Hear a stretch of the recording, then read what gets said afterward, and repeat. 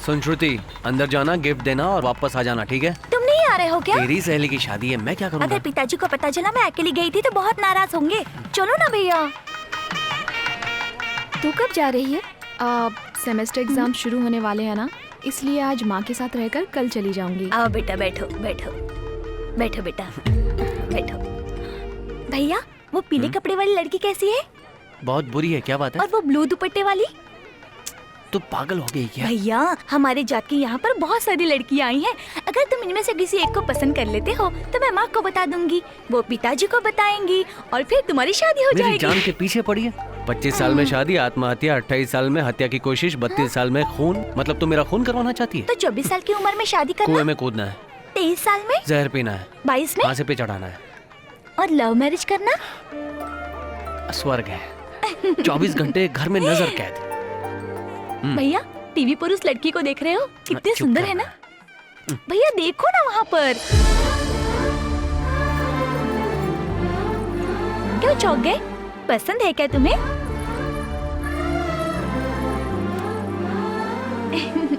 भैया बोलो ना, पसंद है ना?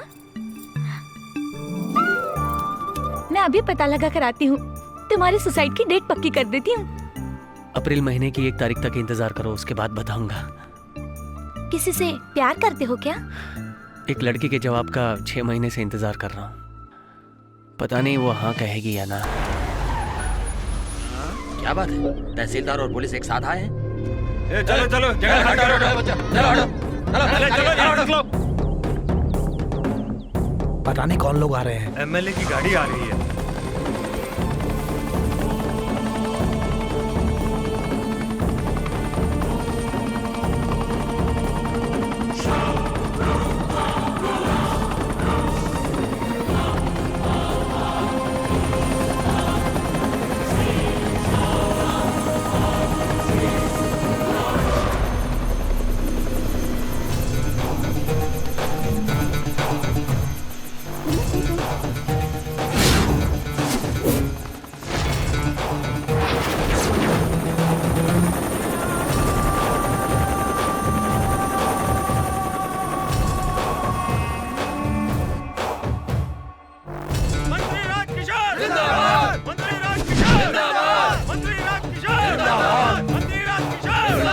क्यों भैया, देखकर चौंक गए?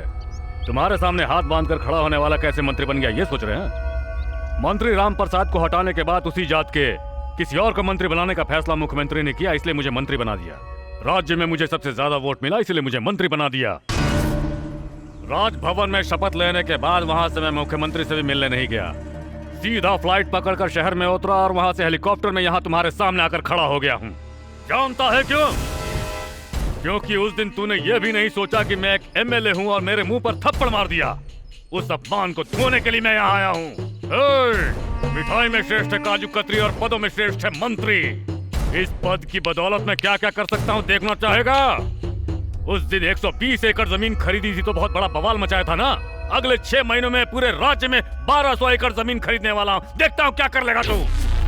क्या कहा था उस दिन कि अगर मैंने खुद अपनी सीट नहीं खाली की तो उस सीट को खाली करवाने के लिए तू मेरा मर्डर करवा देगा। आज मैं इस राज्य के सभी विधानसभा क्षेत्रों का मंत्री हूँ। क्या कर लेगा रे तू मेरा? बोल क्या कर लेगा मेरा? आज यहाँ इसी जगह सबके सामने मैं तुझे थप्पड़ मारूंगा और उसके बाद मैं तेरा सर काट डालूंगा। मंत्री राजकिशोर जिंदाबाद! मंत्री राजकिशोर जिंदाबाद! मंत्री राजकिशोर जिंदाबाद!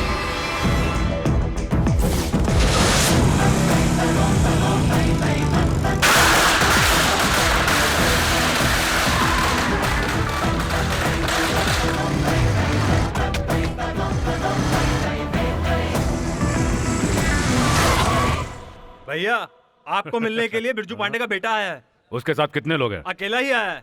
आने दो उसे।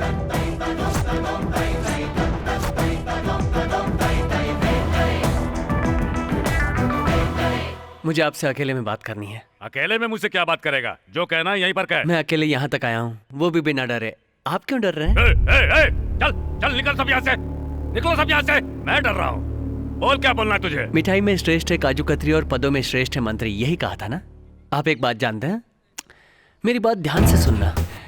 मैंने देखा है परचून की लिस्ट में भी अरहर की दाल, मूंग की दाल, मसूर की दाल सब किलो के हिसाब से ली जाती है, लेकिन काजू केवल 100 या 200 ग्राम के हिसाब से लेते हैं। एक तो लेते इतना कम है और खीर में भी थोड़ा कम डालते हैं। ज्यादा खरीदने से पैसा बर्बाद होता है, ज्यादा खाने से तबीयत खराब होती है। यही हाल मंत्री का भी होता है। अगर मैंने बाजी पलट दी ना, या तो रोड पर खड़े होना पड़ेगा या फिर कोर्ट में। लोगों को हमेशा मैंने अपने पिताजी के पीछे खड़े हुए देखा है। आज पहली बार मैंने किसी को मेरे पिताजी के सामने खड़े होकर उन्हें चुनौती देते हुए देखा है, और उन्हें जान से मारने की धमकी देते हुए भी। सुनकर थोड़ा दुख हुआ। तुझे चुनौती देता हूँ, आज से 30 दिनों में अगर तूने मेरे बाप का सिर नहीं काटा तो मैं अपने परिवार के साथ तेरे पैरों में गिर जाऊंगा। अगर मैंने तेरा सिर नहीं काटा तो मेरे पिता तेरे पैरों में गिर जाएंगे। क्या बोला रे तू? तू मेरे पिता का सिर काटेगा तो मैं अपने परिवार के साथ तेरे सामने झुक जाऊंगा। अगर मैंने तेरा सिर नहीं काटा तो मेरे पिता तेरे पैरों में गिर जाएंगे। इसका मतलब है मैं तेरा सिर कंफर्म काटूंगा। मैं आज मंत्री हूँ रे, लेकिन तेरा बाप आज भी वही बिरजू पांडे है। चुनौती मंजूर है या नहीं? 30 दिनों में मैं तुम्हारे बाप का सर काट डालूंगा।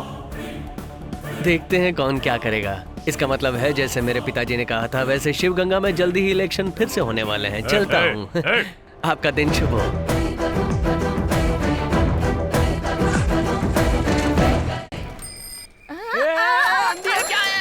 नाराज मत होना, मेरे साइकिल का हैंडल टेढ़ा था इसलिए ठोक दिया। हैंडल टेढ़ा हो गया है?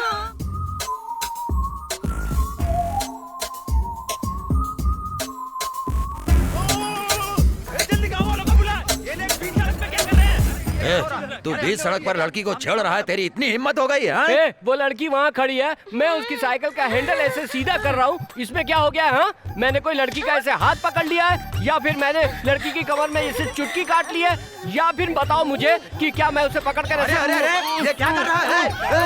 क्या चुम्मा लिया है मैंने, या फिर मैंने किसी की लुंगी खींच के बिछा के लड़की को उस पर सुला के उसके ऊपर चढ़ने की कोशिश की है? जो मुझे अरे क्यों रही फूट वहाँ से? वो ऐसा कह रहा था, तू भी मजे ले रही है। सब लोग यहाँ भीड़ करके खड़े हुए हैं तो मैं रिएक्ट कर रही थी। कुछ भी नहीं किया है, ऐसा बोल करके तू सब कुछ हमारी आंखों के सामने कर रहा है। उसमें कुछ ज्यादा तो नहीं कर दिया? भागो यहाँ से। अरे इनसे कैसे बचूं? अरे हट जाओ, अरे बाप रे, ये लोहे की जंजीर नहीं, ये तो पूरा लोहे का किला है। हमें पता था ऐसा ही कुछ होगा, इसलिए तुझे पता नहीं हम लोग क्या तो क्या करेंगे। करोगे?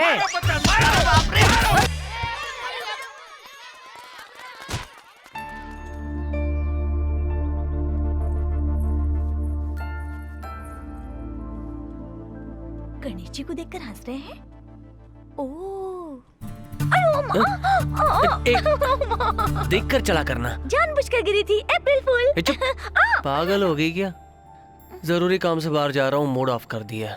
ऐसा कहते हैं कि अप्रैल फूल वाले दिन सिर्फ एक बार ही बेवकूफ बन सकते हैं, दोबारा नहीं। इसलिए जिस काम के लिए जा रहे हो जरूर पूरा होगा। भैया ऑल द बेस्ट। तो मोती, मैं तेरी भाभी से मिलने जा रहा हूँ। भगवान से प्रार्थना कर भाभी मान जाए। हाँ, चिंता मत कर, अगले साल तेरी भी शादी करवा दूंगा। क्यों भैया, इसे कौन लड़की देगा? चल जा, इसे क्या कोई लड़की नहीं देगा? हमारे इस डॉगी ने तो पूरे गांव में कई लड़कियों को पटा के रखा है। ये क्या कह रहे हो गणेश? और क्या, गेट खुला रहने पर किसी भी लड़की को फुसला कर नदी के पास ले जाता है। किसी दिन रंगे हाथों पकड़ा गया ना, तो HMV के रिकॉर्ड में जैसे फोटो चिपकी ना, वैसे तेरी फोटो किसी दीवार में चिपकी रहेगी और उसमें माला टंगी रहेगी। इसे मेरी सारी बात समझ में आ रही है क्या? क्यों श्रवण, ये गाड़ी लेकर कहाँ जा रहा है? आज राधिका से मिलना है, इसलिए आया। राधिका कैसे मिलेगी? आजकल कॉलेज की छुट्टी चल रही है ना। बोलो श्रवण। जयंती, तुम कहाँ हो? मैं अपने गांव में हूँ। और राधिका? बोल जयंती। सिकड़ी से श्रवण ने फोन किया था, वो तुमसे मिलने आ रहा है। अपने आप को अक्लमंद समझती है? ऐसे चले जाने से मुसीबत टल जाएगी क्या? तू अपनी बकवास बंद कर। हाँ ठीक है ठीक है।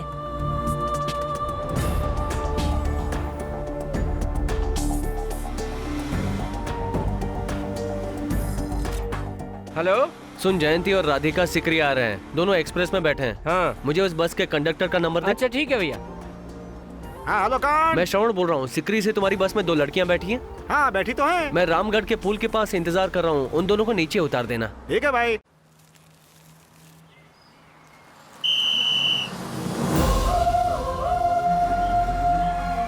सुनिए, श्रवण भैया आपका इंतजार कर रहे हैं, आप नीचे उतर जाइए प्लीज। आप नहीं उतरेंगे तो गाड़ी आगे नहीं बढ़ेगी।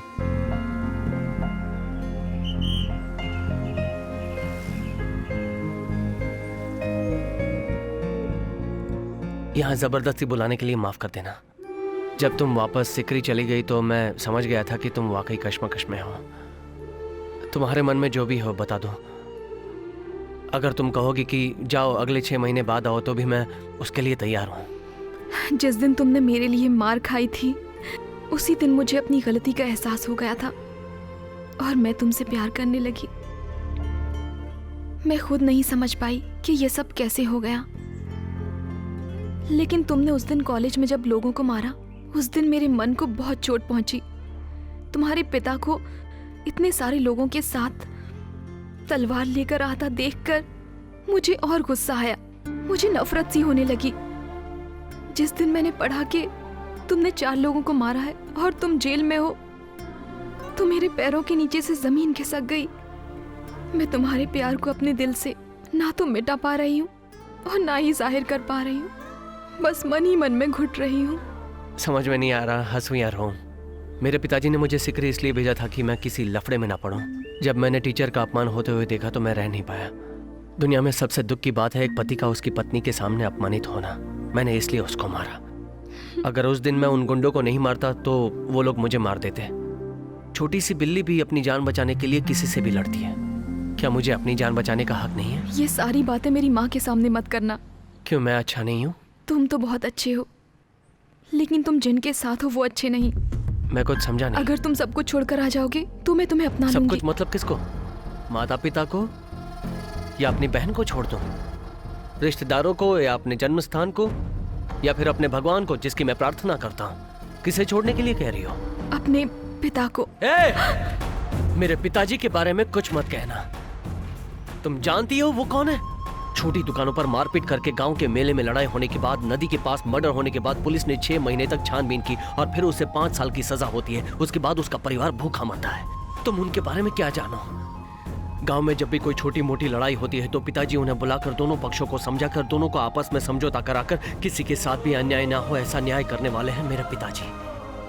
तलवार उठाने वाला हर आदमी बुरा नहीं होता, ऐसी बात है तो वो सारे जाबाज सिपाही जिन्होंने आजादी के लिए तलवार उठाई गलत थे? दूसरों को मारना गलत होता है, खुद की सुरक्षा करना गलत नहीं होता। सुना है प्यार के लिए कुछ भी छोड़ देते हैं, लेकिन माता पिता को छोड़ने के लिए कहने वाली पहली लड़की तू ही होगी। एक साथ रहने को परिवार कहते हैं, जुदा होकर जीने का कोई मतलब नहीं होता। जैसे तुम्हें तुम्हारी माँ प्यारी है वैसे ही मुझे मेरे पिताजी जान से ज्यादा प्यारे हैं। तुझे प्यार करता हूँ इसलिए कुछ नहीं कर रहा हूँ। अगर यही बात किसी और ने की होती तो उसे काट के नदी में बहा देता।